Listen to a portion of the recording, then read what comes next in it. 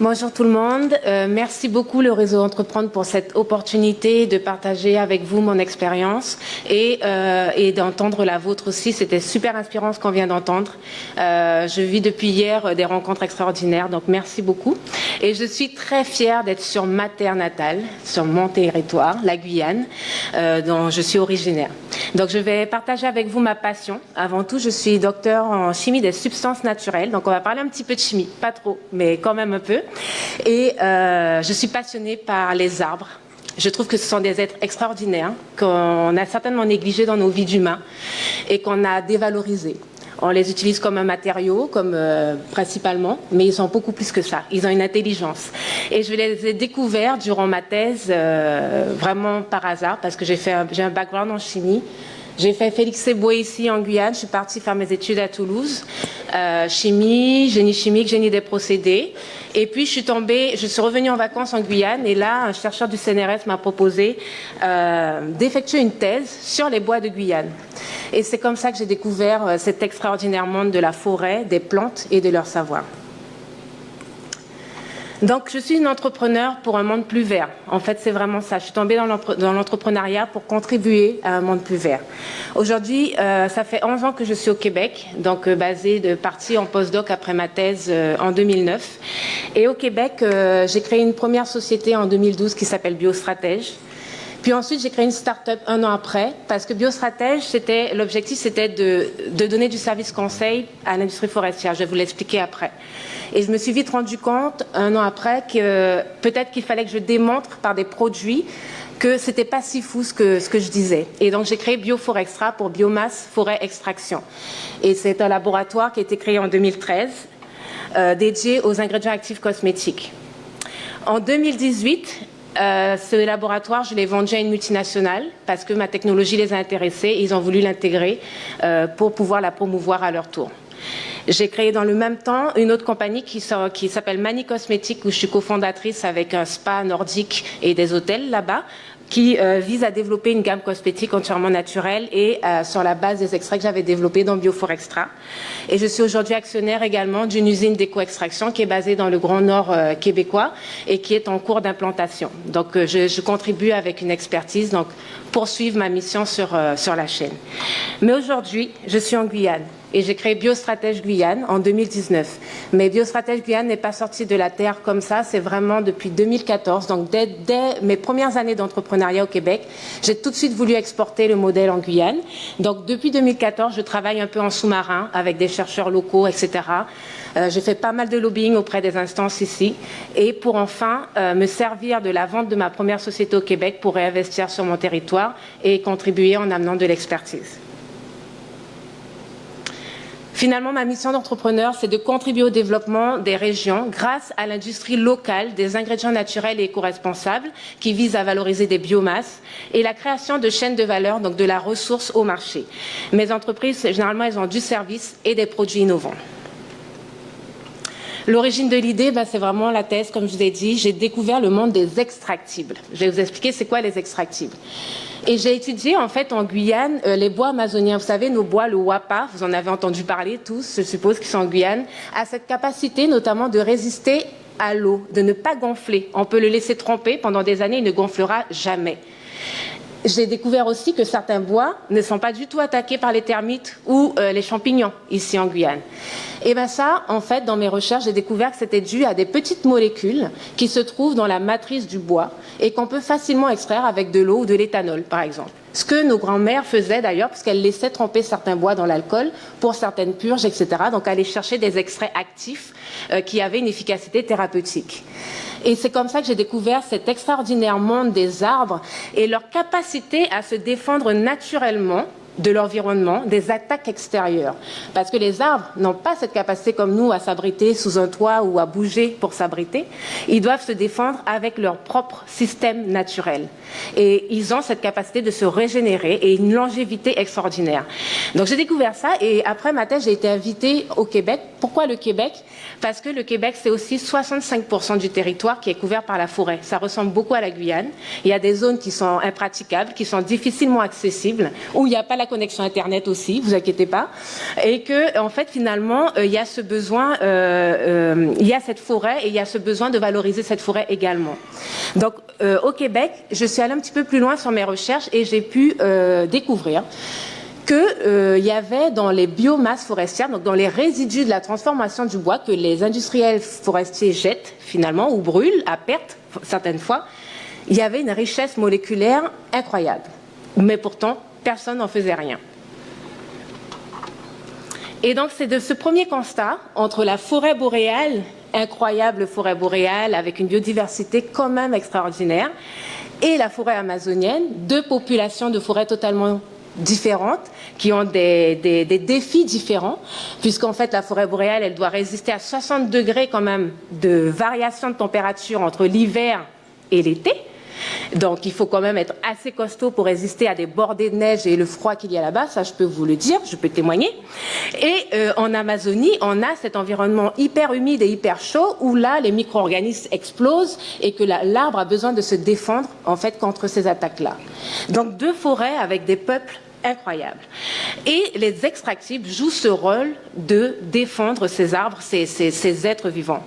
Ils sont présents à forte teneur dans les coproduits, donc dans les résidus, comme je l'ai dit, ça c'était un constat. Et on peut les obtenir avec des technologies vertes faciles, puisqu'on peut obtenir les extractifs juste avec une macération, extraction à l'eau ou par exemple à l'alcool. Donc les extractifs du bois, comme je l'ai dit, se trouvent dans ce qu'on appelle, c'est quoi les extractifs? Ils se trouvent dans l'interstice entre la lignine et la cellulose. Donc en fait, quand vous voyez le bois, le bois est poreux, il a des petits trous. Et c'est dans ces petits trous-là que se trouvent les extractives. Et ce sont des petites molécules et elles jouent, en fait, c'est elles qui jouent le rôle de différencier les différentes espèces en termes de couleur, d'odeur, etc. On voit bien ici, on a un panel de bois de différentes couleurs, mais c'est dû à différents types d'extractibles.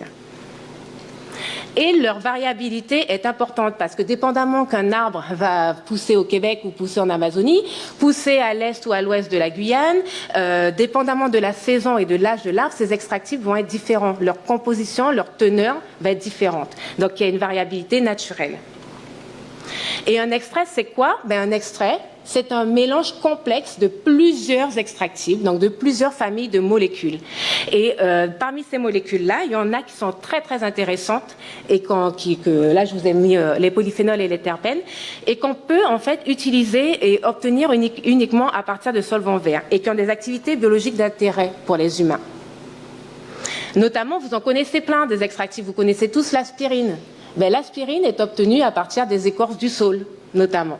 C'est un dérivé de l'écorce du saule. Donc on s'est toujours inspiré des arbres, notamment pour créer les médicaments. Mais vous en connaissez d'autres, les huiles essentielles, les extraits qu'on prend en complément alimentaire, qui sont les fameux antioxydants dont on parle partout. L'ambre, le caoutchouc qui vient de l'EVA. Donc les arbres ont toujours été autour de nous à travers ces extractifs-là. On les connaît, on les utilise déjà. Et il y a un exemple européen d'un extrait qui est incroyable, qui est l'extrait de pin maritime français, qui vient de la biomasse forestière. Et lui, il a 50 ans sur le marché. Cet extrait-là, antioxydant, fait partie de plus de 700 formulations sur le marché international, dans 230 publications scientifiques. Donc ça, c'était le premier constat, finalement, que les extractifs, on les connaît. Ils sont efficaces et on peut les obtenir facilement. Le deuxième constat qui m'a poussé à l'entrepreneuriat, c'est ce fameux besoin du virage vert de l'industrie. Aujourd'hui, on ne peut plus nier. Le consommateur est averti, il est conscient, il ne veut plus utiliser des produits qui contiennent des ingrédients nocifs pour lui-même et pour l'environnement. Les industries sont à la recherche d'alternatives vertes. Elles veulent en fait produire des composés qui sont plus éco-responsables et répondre à ce besoin du consommateur qui lui fait la leçon. Notamment également, il y a eu plein de changements réglementaires dans certaines industries pour la toxicité et l'écotoxicité de certains ingrédients, notamment dans les produits chimiques, dans les produits cosmétiques. On entend parler des parabènes, beaucoup. Les parabènes ont été décriés parce qu'on a démontré qu'ils avaient un effet cancérigène. Donc, les industries sont à la recherche de nouvelles solutions vertes. Et puis finalement, l'entrepreneuriat et le lancement en entreprise, c'était une opportunité de contribuer. Alors c'est comme ça que j'ai lancé Biofor Extra. C'est parce qu'à un moment donné, j'étais en postdoc, à la fin de mon postdoc, et l'industrie forestière au Québec, qui est basée sur 2 utilisations du bois, le matériau bois d'œuvre et la pâte et papier, a connu une crise économique sans précédent. Pourquoi? Parce que les États-Unis ont fermé le marché d'entrée du bois d'œuvre, et bien sûr, vous savez que le papier s'utilise de moins en moins à cause d'Internet. Et du fait qu'ils étaient que axés sur cette valorisation-là du bois, ben, lorsqu'il y a eu cet arrêt de marché, finalement, ce ralentissement, tout a craché. Or, le Québec vit de son industrie forestière. C'est des familles entières qui dépendent de cette industrie-là. Donc, en 2009-2010, le gouvernement s'est retourné et a dit, bon, il faut qu'on fasse quelque chose, on perd des emplois, les scieries ferment, les pâtes et papiers ferment, qu'est-ce qu'on fait? Il faut qu'on ait une façon de valoriser notre ressource, qui est notre première ressource territoriale. Il faut qu'on ait une diversification et qu'on s'intéresse à autre chose. Et là, j'étais en fin de postdoc et moi, j'étais spécialisée dans les extractibles forestiers. Donc, ils sont venus toquer au groupe de recherche dans lequel je travaillais. Ils ont dit, qu'est-ce qui peut nous faire une étude de marché rapide, d'opportunités sur les extraits, sur ce qu'on peut obtenir de la biomasse forestière? Et on m'a donné le mandat. Bon. Donc, j'ai pris ce mandat et pendant 3 mois, j'ai lu tout ce que les autochtones, les Amérindiens québécois faisaient des écorces, du bois, etc. J'ai lu également toutes les technologies d'extraction. J'ai essayé de chercher sur toutes les espèces du Québec quels étaient les composés qui étaient voisins de certaines autres molécules qu'on connaît qui ont déjà une utilisation. J'ai essayé de rechercher les marchés d'intérêt. Et j'ai produit ça et je suis allée voir le gouvernement. Voilà, c'est mon résultat. Voilà, ils m'ont dit, bon, on va te payer, tu vas faire des conférences, tu vas aller voir l'industrie forestière, il faut les convaincre d'investir dans ce nouveau marché-là, il y a un potentiel économique. Cependant, vous comprenez bien que l'industrie forestière, monsieur Bûcheron, qui a l'habitude de faire du bois d'œuvre, du 2x4, vous venez lui parler de molécules, on est loin là. Là, il comprend, hein, il dit oui, bon, tu veux faire du jus avec mes écorces, ok, c'est pas clair, tu vois. Et donc du coup, il n'avait pas ces compétences et cette capacité de se lancer vraiment dans ce milieu-là. Donc, au bout d'un moment, je me suis dit, ben, vous savez quoi? J'ai fait des conférences partout dans le Québec, je suis allée partout dans le Nord, dans l'Est, dans l'Ouest. Je vais me lancer. Je vais faire une première preuve de concept. Et c'est comme ça qu'est lancé Biofor Extra. Je me suis dit, la forêt québécoise est riche, elle a une biodiversité d'intérêt. Il y a des résineux. Ici, on a les palmiers, puis les feuillus, mais là-bas, il y a des conifères et des feuillus. Et ils ont donc cette capacité d'avoir une biodiversité. Et donc, je me suis dit, mais comment je vais faire ça? Parce que l'industrie forestière actuelle, elle est organisée de ce type-là. On récolte le bois, on le sépare entre le bois d'œuvre et la fibre. Et pendant tout ce process-là, il y a génération de biomasse, donc des copeaux, des sciures, des écorces. À l'intérieur de cette industrie, au départ, quand j'ai commencé mon activité, ils enfouissaient les biomasses qu'ils n'arrivaient pas à utiliser sous terre. Ce qui a créé d'énormes problèmes environnementaux puisque les nappes phréatiques ont commencé à être gorgées de ces extraits-là. Et donc, ils se sont dit, bon, stop, on arrête tout, il faut arrêter d'enfouir, qu'est-ce qu'on peut faire? Eh bien, on va la brûler. On va la brûler pour produire de l'énergie. Fine, c'est génial, c'est mieux que de les enfouir. Sauf que le Québec, son électricité est déjà peu chère et est déjà éco-responsable parce qu'ils ont beaucoup d'eau.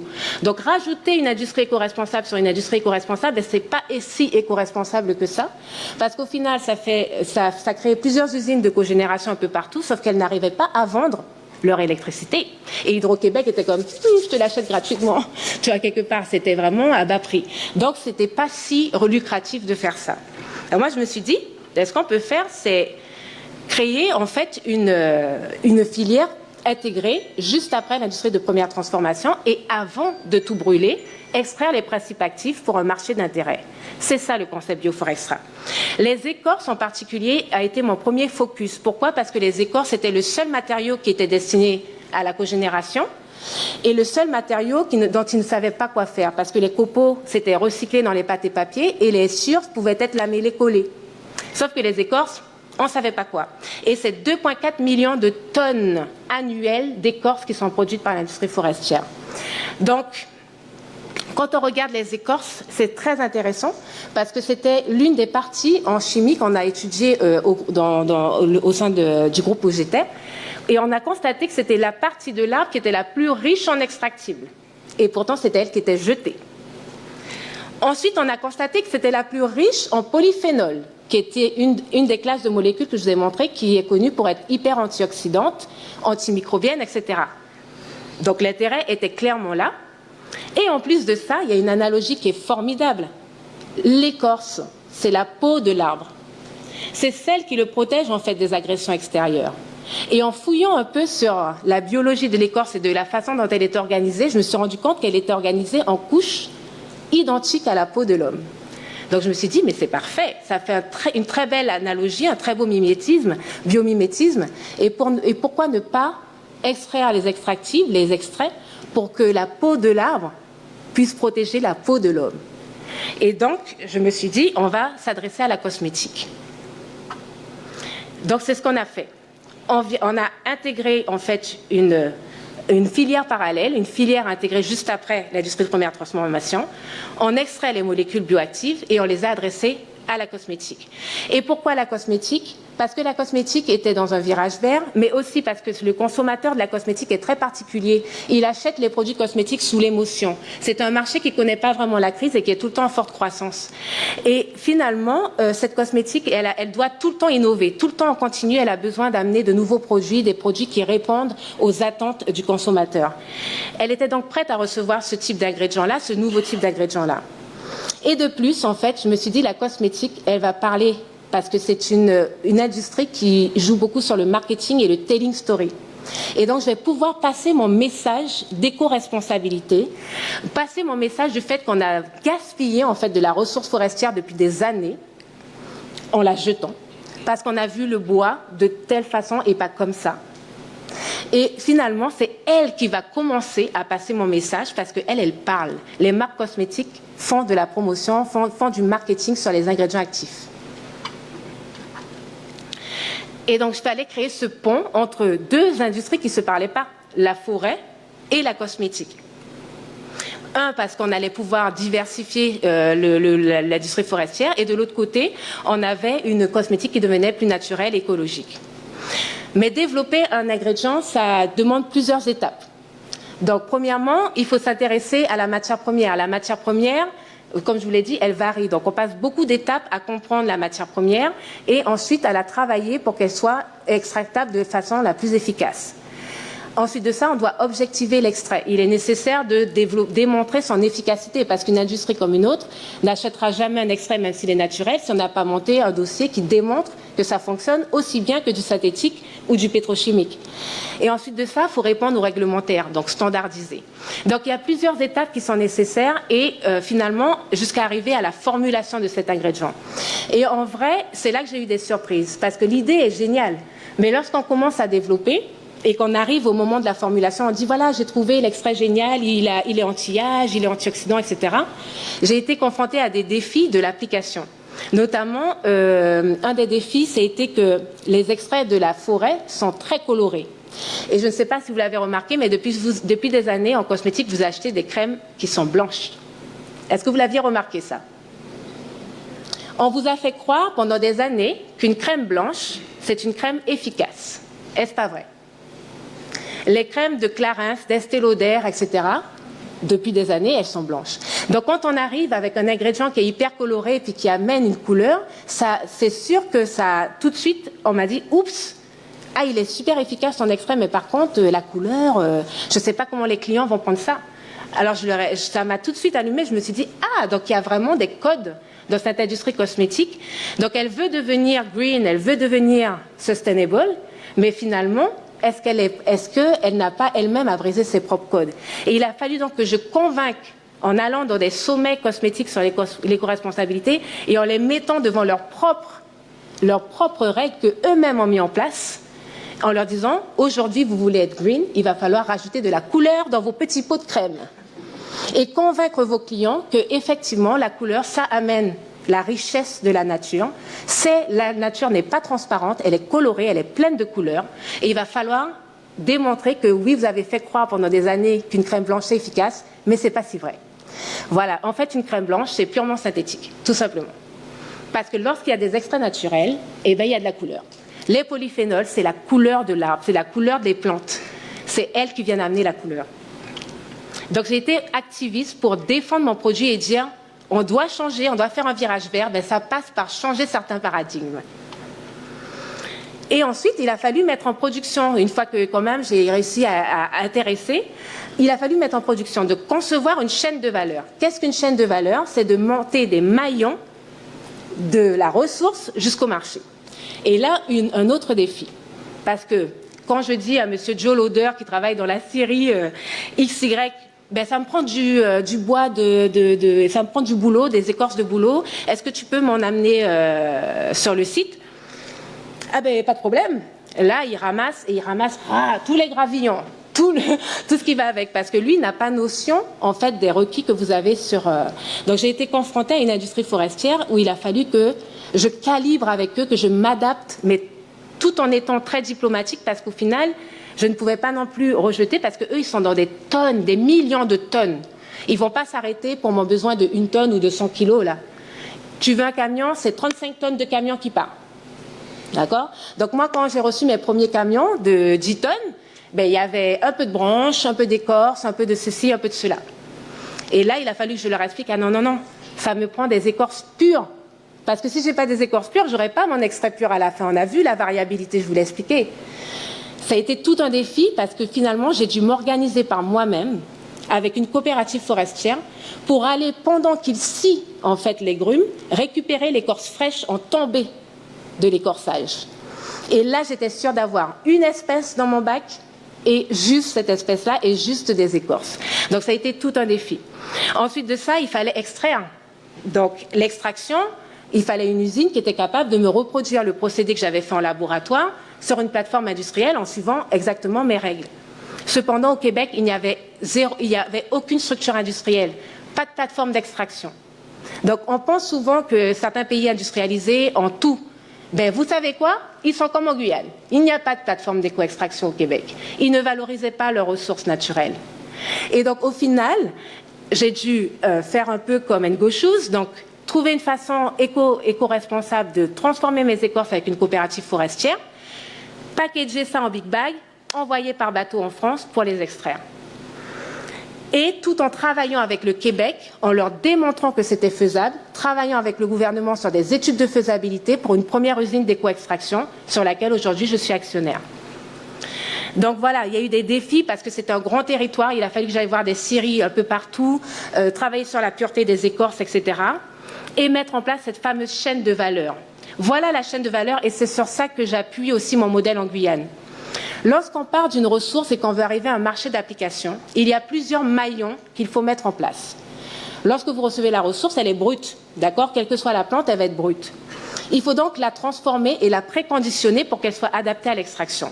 Il y a des métiers pour ça.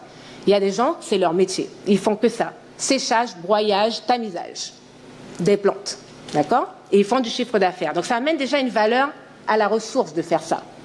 Par la suite, on va faire l'extraction de l'ingrédient actif. En parallèle, il y a les développeurs qui travaillent, comme nous, Bioforextra et Biostratège.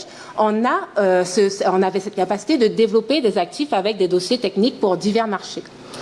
Ces développeurs-là travaillent en parallèle avec des producteurs de l'ingrédient. Donc, celui qui va extraire à l'échelle industrielle ce fameux ingrédient-là. Lui, le producteur, doit travailler avec ensuite des distributeurs qui, eux, entrent chez les fabricants qui vont formuler avec votre ingrédient. Les fabricants s'adressent à différents distributeurs. D'accord? Donc, il y a des multinationales qui ne font que distribuer des ingrédients de tout type, naturels ou pas naturels. Et c'est eux qui ont souvent cette porte d'entrée chez le fabricant, L'Oréal, Clarins, etc. Parce que les L'Oréal, vous comprenez que Bioforextra ou Biostratège, on ne sait pas qui vous êtes. Donc, c'est ce que vous disiez un peu. Hein. On ne sait pas qui vous êtes une petite start-up, vous nous faites peur. Peut-être que vous n'allez pas suivre les rythmes de production dont on a besoin. Est-ce que vous allez être là dans 15 ans ou pas? Ils ne savent pas. Donc, ils préfèrent traiter avec des gros distributeurs. Donc, ils vont s'asseoir chaque année avec des distributeurs. Ils vont en sélectionner 5, notamment pour certains des fabricants que je connais. Et c'est ces distributeurs-là seulement qui peuvent présenter des ingrédients. Donc, moi, il a fallu que je crée des alliances avec des multinationales qui ont rentré mon portefeuille d'ingrédients dans leur catalogue pour présenter à des fabricants de produits finis. Et c'est comme ça qu'on établit une chaîne de valeur en faisant des partenariats. C'est avec une coopérative forestière que j'ai pu faire un partenariat sur la récolte de la matière comme je voulais et son pré-traitement sur site à la coopérative forestière, qui, elle, me faisait le big bag, qui envoyait chez mon fabricant Alban Muller, qui a 40 ans d'expertise dans l'industrie, dans l'extraction du végétal en France, et qui m'a beaucoup appris, parce qu'au final, être à côté de personnes comme ça, on échange, on apprend, on voit comment le procédé se fait. J'ai vu les écueils de passer de l'échelle de labo à l'échelle pilote jusqu'à l'échelle industrielle. Parfois, on est surpris, les effets de masse, c'est incroyable. Ce que moi j'avais, c'était parfait, puis arrivé là-bas, tu as 30% de pertes en production, etc., etc. Et donc, ensuite de ça, avoir un distributeur qui, lui, est spécialisé dans la commercialisation d'ingrédients, qui a toute la force et l'impact commercial partout, avec des distributeurs intermédiaires sur différents territoires, ça m'a aussi appris à former, en fait, mes dossiers d'ingrédients en fonction des requis du marché. Et donc voilà, j'ai mis en place une logistique qui partait de Québec, des scieries de Québec, de différentes scieries, jusqu'à une coopérative, jusqu'à bateau, et puis jusqu'à Alban Muller, et jusqu'à toute la distribution internationale. Et il a fallu faire notre propre marketing, parce que c'est ce que vous disiez aussi, c'est super important de travailler son image de marque. C'est ce qui fait que les multinationales, quand même, se sont tout de suite tournées vers nous et nous ont regardés. Nous ont observés pendant les 3 premières années de notre développement, nous ont observés pour voir mais où est-ce qu'on allait avec ça. C'est très intéressant de voir la marque se développer, etc. Et donc, ils nous suivaient de loin, mais en fait, j'ai appris par la suite en parlant avec eux qu'ils nous suivaient depuis un moment et qu'ils attendaient de voir comment on avançait sur ce marché-là et quel segment on intéressait. Et finalement, donc nous, on s'éclatait, on était en format start-up. Moi, j'avais engagé un designer graphique à l'interne parce que l'image de marque, j'y ai toujours cru. J'avais vraiment envie de montrer que non seulement on était vert, mais on était hot. On avait une image professionnelle, on était capable d'accoter les multinationales, d'arriver avec une image qui leur fait tilt. Et donc, du coup, j'ai développé une marque de commerce immédiate. Donc, j'ai créé les boréalines. Et le nom boréaline référait bien sûr à la forêt boréale pour la mettre en avant, parler de l'espace vert du Canada qui est magnifique, mais aussi donc de permettre donc d'accrocher sur une image de marque. Et on arrivait avec le slogan de Tree Skin for Your Skin. Donc, la peau de l'arbre pour la peau de l'homme. Et ça, tout de suite, dans le cœur, c'est venu toucher les gens. Parce qu'ils ont compris tout de suite qu'effectivement, le parallèle entre l'écorce et la peau est drastique. Et ça a permis d'intéresser les gens à l'arbre dans la cosmétique, finalement. Et donc, ça a permis de lancer avec nos partenaires à l'époque, donc mon associé, IFF Lucas Meyer. J'ai donc explosé, j'ai pu aller sur différents marchés. J'ai tourné dans le monde entier pour présenter mes ingrédients, pour présenter mon concept d'économie circulaire. Et on a gagné plusieurs awards dans le Green Ingredient Award au plus grand salon qui s'appelle la In-Cosmetics Global. Et aussi en Chine, au niveau d'un prix sur la science des ingrédients. Et ça a été pour moi une expérience incroyable d'avoir pu travailler avec ces grands groupes-là parce que j'ai pu voir le monde, j'ai pu rencontrer différents acteurs majeurs de la cosmétique notamment, et de comprendre toute cette chaîne et de comprendre les attentes, etc., et de comment développer un produit qui respecte les requis du marché. Et ça a été formidable, et c'est ce groupe-là qui m'a racheté, qui a racheté toute la compagnie en octobre 2018, et qui m'a permis, moi, en tant qu'entrepreneur, de faire une super expérience de première start-up. La vente, je vous dis pas, hein, ça n'a pas été super facile, parce que forcément, c'est votre bébé, hein, quand vous créez une entreprise. Vous vous imaginez pas un jour la vendre, etc., puis se départir de votre équipe. Mon équipe, c'est mon cœur. Hein. Quand je travaille avec des gens, je travaille avec des gens à 100%, je leur fais 100% confiance et on s'échange tout. Je cache rien de ce qui se passe dans l'entreprise, que ça soit finance, mes peurs, mes craintes, mes joies, voilà, ils m'ont vu pleurer, ils m'ont vu super contente. Donc, quand j'ai su que mon équipe allait être aussi intégrée, vous voyez, c'est quand même difficile, mais en même temps, dans la vente, on apprend la négociation. On apprend qu'une entreprise, c'est une entité qui est séparée de soi. D'accord? C'est pas vous. Vous créez de la valeur pour une société. Vous avez contribué avec une solution, mais c'est une entité qui est à part et qui permet, en l'intégrant dans une grande plateforme comme ça, elle va vivre forever. En fait, finalement, peut-être que boréaline, dans 10 ans, je vais encore voir des marques qui ont pris le nom de ma marque parce qu'elles trouvaient ça hot. Et ça, c'est un succès. Ça, c'est un succès d'avoir pu inspirer une part du marché, en fait un marché à s'intéresser à l'éco-responsabilité, à s'intéresser à un nouveau savoir-faire. Donc aujourd'hui, Boréaline est dans plusieurs produits dans le monde entier. Donc l'ingrédient, les ingrédients qu'on a développés à partir d'érable, d'épinettes, de bouleau, etc. Et il y a même certaines marques qui utilisent carrément le nom de la marque de l'ingrédient pour faire promouvoir leur propre marque. Donc ce qui est vraiment intéressant. Et aujourd'hui, l'aventure continue. Une fois que j'ai revendu, en fait, j'ai pas souhaité continuer à travailler à l'interne dans la corporation parce que finalement, je veux pas être dans un cadre. Je suis une entrepreneur passionnée. J'adore l'entreprise, ses défis, ses risques, mais c'est grisant. Ça donne des palpitations d'être dans l'entreprise et c'est passionnant. Et j'avais envie de continuer à diversifier l'application de ce modèle-là à d'autres marchés. Parce que je vous rappelle que la cosmétique est un marché parmi tant d'autres. Les extractives peuvent s'appliquer à divers marchés. Et donc, j'ai augmenté le concept. Je me suis dit, au lieu de simplement dériver l'écorce pour en extraire les principes actifs pour un marché donné qui est la cosmétique, on pourrait en plus se positionner une usine d'extraction sur un site de cogénération, donc de biomasse énergie, se pluguer sur l'usine de cogénération pour utiliser son électricité, utiliser ses rejets thermiques, faire tourner mon extraction, dériver les écorces, les extraire et puis toutes les autres plantes qui rentrent, qui vont à la cogénération, les extraire, retourner mes déchets d'extraction à la cogénération pour reproduire de l'énergie que je réutilise. Et c'est ça Nordex que je suis en train de développer en ce moment au Québec et que je souhaite aussi exporter ce modèle en Guyane. Et Nordex est en fait biostratège qui englobe ce genre de concept-là, qui est vraiment biostratège qui englobe ça. On développe sur différents marchés d'application. Donc, Nordex est un marché pour la nutraceutique. Donc, Nordex, c'est une usine sur laquelle je travaille avec une ville du nord du Québec et deux corporations gouvernementales qui sont actionnaires et un promoteur et moi en privé. Donc, on est 2 privés et 3 instances gouvernementales, tous actionnaires dans Nordex. Et Nordex, c'est le concept. C'est le vrai concept d'implantation industrielle de cette usine sur une usine de cogénération. Donc, on va se pluguer directement sur cette énergie-là. Nordex, c'est au 49e parallèle, donc on est au cœur de la forêt boréale. L'agriculture des petits fruits, vous connaissez le bleuet, les canneberges, tout ça, c'est aussi très nordique, c'est riche en antioxydants.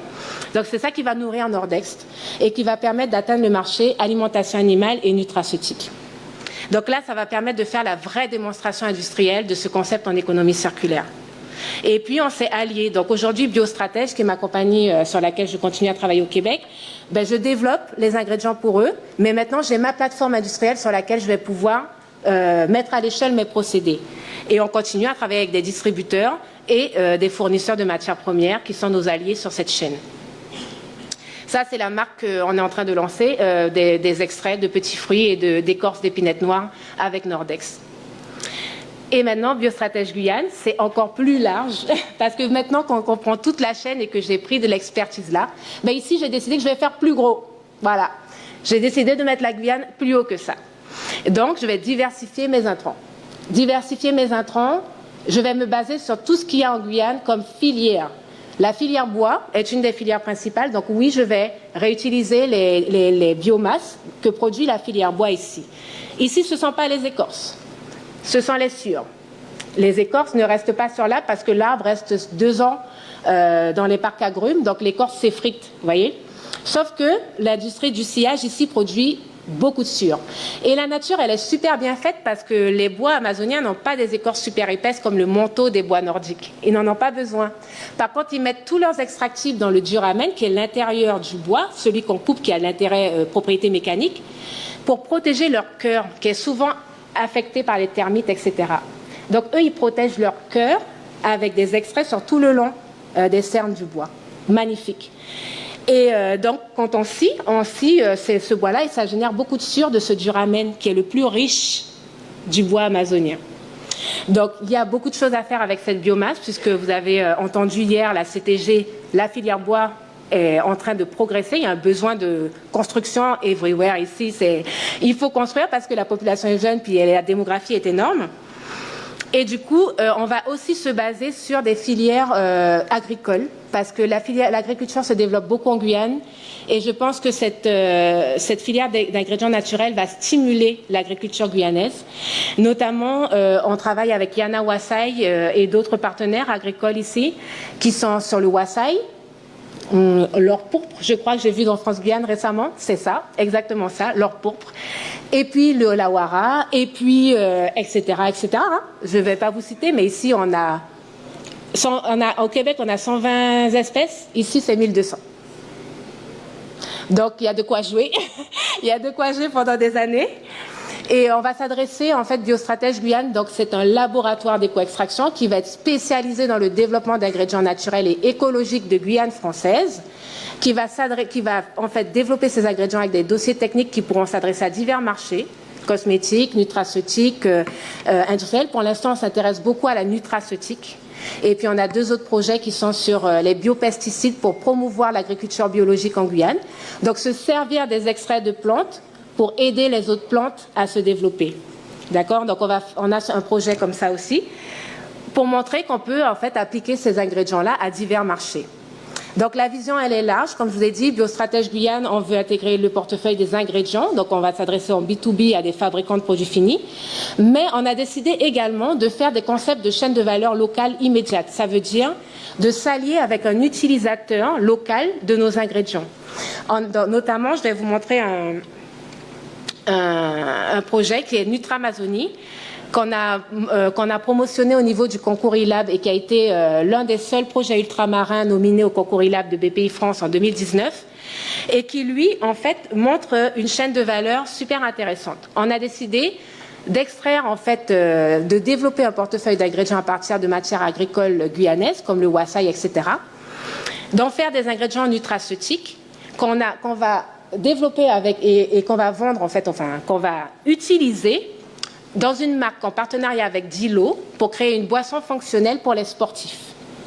Donc là, sur le local, on aura l'ensemble des acteurs. Le fournisseur de la ressource, nous, le développeur de l'ingrédient, et finalement une marque utilisatrice de ces ingrédients qui va s'adresser à un consommateur. Et ça, c'est une vraie preuve de concept économique qui va nous permettre de démontrer que oui, il y a un potentiel avec cette filière en Guyane et oui, on peut devenir un leader mondial des ingrédients naturels et écologiques. On travaille en collaboration avec l'ensemble des partenaires de recherche parce que ça fait longtemps que je suis en contact avec eux et j'ai fait ma thèse au CNRS en Guyane, mais j'ai travaillé aussi avec le CIRAD, etc., l'Université de Guyane. Et donc, on est impliqué avec GDI, on est basé chez GDI, le laboratoire est chez GDI actuellement, et on est l'un des porteurs de projet de la pétale éco-extraction de la ferme expérimentale de Guyane pour aider à la mise à l'échelle industrielle de nos procédés dans un futur ici, localement, que je n'ai plus à envoyer mes produits ailleurs pour les faire extraire, mais que je puisse extraire en Guyane, dans une usine qui se basera en Guyane. Et pourquoi pas sur un site de cogénération, puisque j'entends beaucoup parler des projets de biomasse énergie en Guyane. Alors pourquoi ne pas faire des alliances avec une cogénération et utiliser l'énergie éco-responsable pour faire tourner cette usine d'éco-extraction guyanaise. Donc voilà, c'est ça notre mission et c'est ça que je me suis donné comme mission. On a créé l'entreprise en avril 2019. Et j'espère que je vais la voir vivre pour longtemps et qu'elle va se développer. Aujourd'hui, on a un petit labo de 80 mètres carrés, mais on vise d'avoir une plateforme de 400 mètres carrés qui s'installerait à Monsigny-Ritonnet-Grande si possible, écotech entièrement avec tout ce qui est énergie solaire ou énergie à la biomasse, pourquoi pas, et avoir un laboratoire qui permet à la fois de créer des produits innovants issus des bioressources de la Guyane, mais également qui aura un panel de services pour aider les entrepreneurs locaux avec leurs produits finis ici. Notamment, juste pour vous donner une information, depuis janvier 2019, Biostratège Guyane a sorti 1,5 million de devis en service. 500 000 €, d'accord? De devis d'entrepreneurs locaux qui ont des super produits, cosmétiques, pour les cheveux, etc. et qui ont ce besoin d'être en conformité, qui ont besoin d'un laboratoire local qui va les aider à mettre leurs produits en conformité pour sortir de l'artisanat, rentrer dans les pharmacies locales, premièrement, pourquoi pas, et puis ensuite exploser sur les Caraïbes, exploser sur le national et sur l'international. Parce qu'on a une vitrine qui est la biodiversité guyanaise qui va résonner, je peux vous dire, à l'international. C'est l'Amazonie. Mais c'est l'Amazonie française, d'accord ? Avec les qualités et les requis européens français. Et ces entrepreneurs-là, ils ont besoin d'une mise en conformité. Donc, on va venir avec un panel de services pour leur permettre de se mettre en conformité. Donc, d'aider également la chaîne locale à exploser au national et à l'international parce qu'on va atteindre des degrés d'excellence en qualité. Donc c'est ce qu'on aimerait amener avec nos services, c'est de permettre qu'on sorte des produits d'excellence guyanais et qui défient en fait la concurrence ailleurs. On a cette approche d'entreprise 2.0, juste pour finir. Et donc, l'équipe est importante au sein de notre entreprise. On veut être le Tesla de l'industrie, donc briser les codes de l'industrie, les amener ailleurs, les sortir de leur zone de confort et puis être transparent 100% avec nos consommateurs et avoir un impact social fort. Aujourd'hui, chez Biostratège Guyane, on engage, juste pour votre info, 3 personnes. Donc, je viens juste d'engager, c'est tout naissant. Le laboratoire, on espère pouvoir le lancer en janvier 2020. On est en cours d'achat des équipements. Ils sont en train d'arriver petit à petit. Et puis, voilà, on verra bien l'avenir. Mais on est super motivés, super confiants. C'est 2 Guyanaises que j'ai engagées. Une docteure en chimie des substances naturelles qui a le même doctorat que moi, qui est aujourd'hui ma directrice des opérations Guyane. Une master en formulation qui est une apprentie, qui est la fille de Monsieur Charpentier, qui est avec nous ici présent. C'est un hasard, purement hasard, mais qui est excellente et qui vient travailler sur notre pôle formulation au sein du laboratoire. J'espère un jour qu'elle sera la directrice de la formulation. Et puis on a le CNRS qui nous permet d'utiliser certaines ressources humaines en consultant externe, en microbio. Et j'ai un ingénieur que j'ai mis à Paris qui lui va être au cœur de l'action en France pour aller dans tous les salons et faire connaître Biostratège Guyane partout. Donc voilà, voilà pour la petite histoire. J'espère que je n'ai pas été trop longue, mais merci beaucoup de votre attention. Magnifique, Mariana, magnifique.